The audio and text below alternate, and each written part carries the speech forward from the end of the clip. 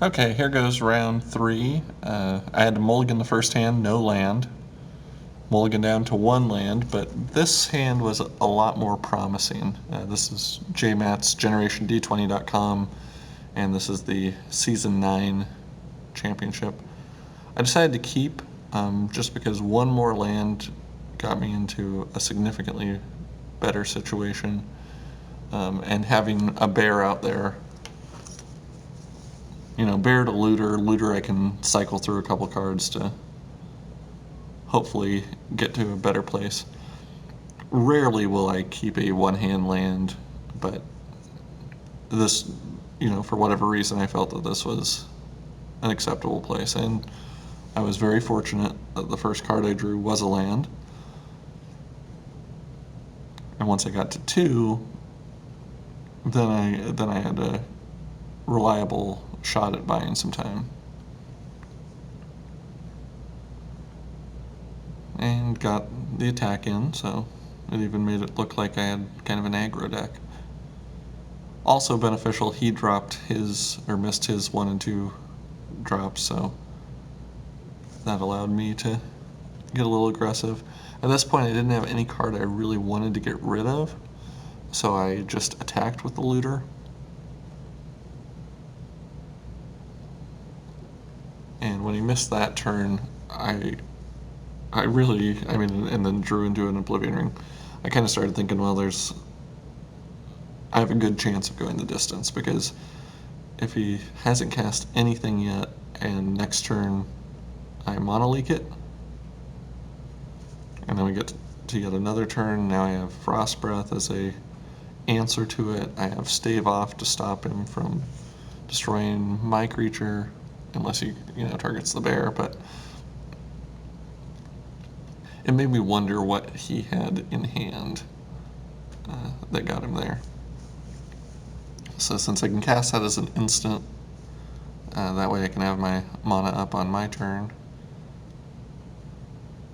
He'll be down to 6, and here I think taking the aggressive play to play the Drake is the right move, because if he's only able to play one creature, we Oblivion Ring it and we win next turn. It does open me up to, like Fireball, something like that. And out comes the Grave Titan, which I have learned to hate dearly, but the good news with with what we have is that my Skywinder Drake can still attack over, so I can still get in for 3. If he doesn't have an answer next turn, then I win. And so I can't remember what exactly I did. In my mind here, what I would say I would probably want to do is leave up Stave Off mana, so that if he does have a burn spell, I can answer that and get the win, but I may have decided to do something else. Here, I think I would block the Grave Titan, just because you don't want to do him to deal the damage and then some sort of fling and whatever else to get him the distance. So there, I actually had a couple options. I could Stave Off to attack through, make him unblockable, or I could Frost Breath to get through also. And I'm not exactly sure why I decided to show Oblivion Ring. Although hiding Stave Off is probably definitely worth it, because you don't want them to have any option on being able to play around that. Hiding Frost Breath, I probably should have cast that and kept the Oblivion Ring to myself. And I had a few land coming up, so Game 1 went very well. Knowing that the most powerful cards in his deck are Grave Titan and the Demon, made me decide that Doomblade, splashing a 3rd color for situational spells, what is typically good removal but what won't be good against him, I sideboarded it out. I decided that Ice Cage, Frost Breath, and Unsummon would get me semi-removal, or at least tempo removal, and against really large creatures like that can be huge. So that's the sideboard I did heading into game 2 of round 3. And we were able to overcome the slow start and the mulligan. Here, it's not a great start. The thing I hate about this is I have no creatures. The Monolith can buy me some time. Mind Control can potentially, take their creature, but anytime you're playing or keeping without creatures and without a way to deal damage, you kind of start wondering. And of course, the one creature I draw is the most expensive creature in my deck, and he's not going to be seeing play anytime soon. Here again, Child of Night is a 2-drop that you counter because of the life link and because I was not going to be able to answer it anytime soon. Now, getting that was nice, getting another land, because if a real threat hits, Oblivion Ring becomes an option, and Frost Breath is now available. I hated to see Devouring Swarm, because what that told me is I'm going to have to probably Oblivion Ring it just to, if I want to mind control. Like, if he has the option to sacrifice creatures in reaction to my mind control, then I can't use it to its full effectiveness. So instead I end up having to use a removal spell to get rid of the swarm and then use the mind control.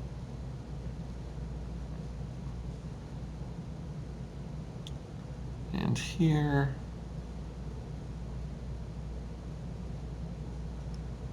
I think I might Ice Cage it. My thought being that if you can't use, take away the activated ability, it would have that same effect, but now I'm not using up my Oblivion Ring on that. And even though I didn't have any cards I really wanted to get rid of, I looted there because land was more important to me. And as it turned out, getting a second Frost Breath, was not going to help me all that much.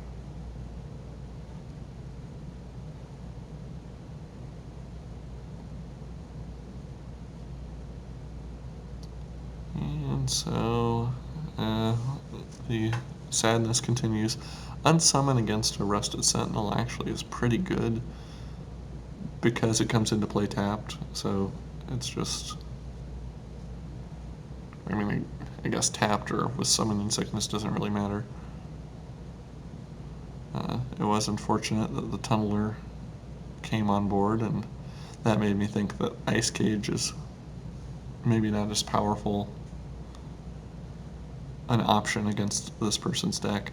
Really between Tunneler and potentially Crimson Mage. That against red it can be pretty hard to effectively shut down activated abilities or lock them down with an Ice Cage is what I mean. So draw some more. This time, I guess pitch the Unsummon and get another land out. And it probably would have been worth it to use the looter on my turn, just so I could have gotten the land out last turn and then again this turn. But here's what I was talking about. Even though he's tapped down, I want to be able to use the mind control, so I have to get the sacrifice outlet off the board.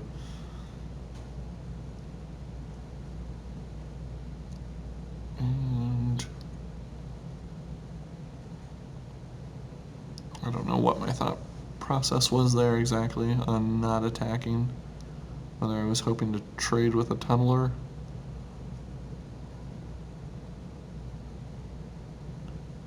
Sometimes I like Looter, but sometimes I feel like Looter has run its course. It's done its job, and it would be better to get one of their options off the board.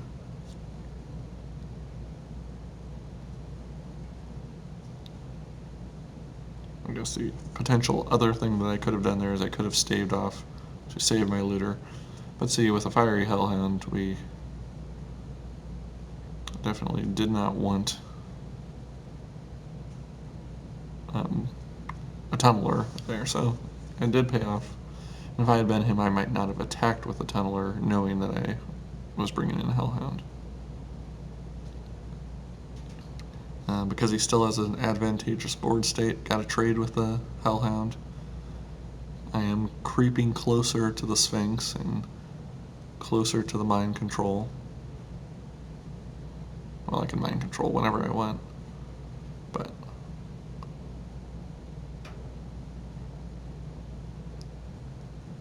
and with this, because he'd be dealing 6 a turn, I just thought it was the point where I needed to mind control, because that puts me on a 4-turn clock if I am not blocking, as opposed to a 2-turn clock. And Skywinder Drake didn't help me in the blocking department.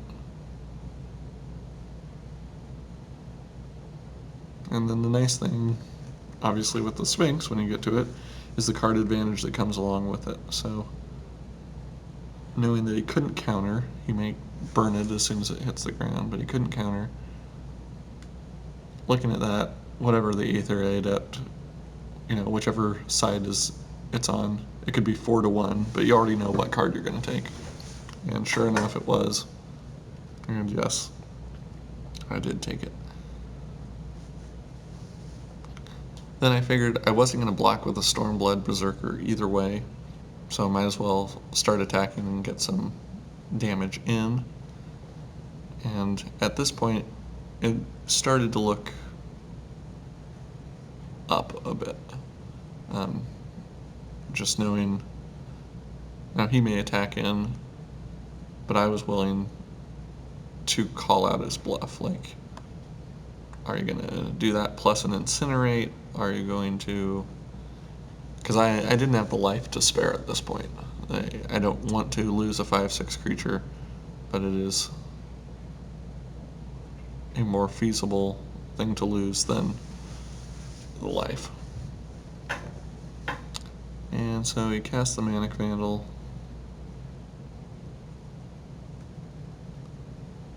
And here was what ended up being a poor decision on my part. I attacked in. I did not consider the Manic Vandal to be a threat, and I played out the Drakes. So I did not allow myself the opportunity to block the Manic Vandal. And as soon as he shocked at the end of the turn, to me, it made me think, okay, probably Fireball. He probably has some way to get to lethal. And sure enough, Vandal attacks in, I am unable to block, and then he taps out for the Fireball, which deals 6 and kills me. It's a tough loss, because Aether Adept would have won it for me, but at the same time, well, it was just too aggressive. I should have recognized my life total was fragile at that point and responded accordingly. And I submitted here again, but then I started thinking about that Ice Cage, and maybe Mighty Leap would be a more beneficial thing. We know he has some burn, so a little bit of pump has some added value to it. And that brings us to game 3 of round 3. And this is a opening hand I can really get behind. Between the counterspell and the Aether Adept, they're not going to do a whole lot early. I can really control tempo until I can establish my board and do what I want. And if I can buy some extra time for mind control, even better. Plus, he ended up having to mulligan, so he might be looking, he's at least down resources, and might be even looking at a sketchy hand that he had no choice but to keep. So another opportunity for Monolink, and when nothing came out, at that point I like to be the aggressor. Benevolent Veteran actually is pretty good aggro on the attack, getting in that 3. Doesn't trade with a lot of things in the format. A lot of things in the format are 2 power instead.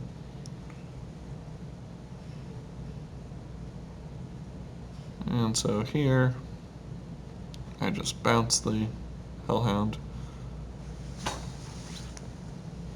And next turn, if I didn't draw any cards, I would think I would probably pacify what he puts out and keep up Monolink for whatever he puts out next. It's kind of where my mind would be, but I might also just attack and be willing to trade, keep the pacifism for if I have bigger fish to fry. And drawing into something like Assault Griffin means that I do have another threat that I can put down immediately. And a Fiery Hellhound, especially when you have 4 mountains, can be potentially dangerous, not only on the attack, but then in combination with like a Fling. At this point, I believe our opponent is mono-screwed color-wise. And this is a hilarious point in the draft, because I never thought I would pacify a Goblin Arsonist. But it really did make sense at this point to get the 5 in and to basically know that I'm going to stop whatever he does the next turn with the Monolink. Means I'll get another 5 in, and then if he plays something, I have the Frost Breaths. So I'm able to forecast out a couple turns in advance to hopefully, see the thing come to fruition. And right there, he tries to burn it. I'm able to counter it.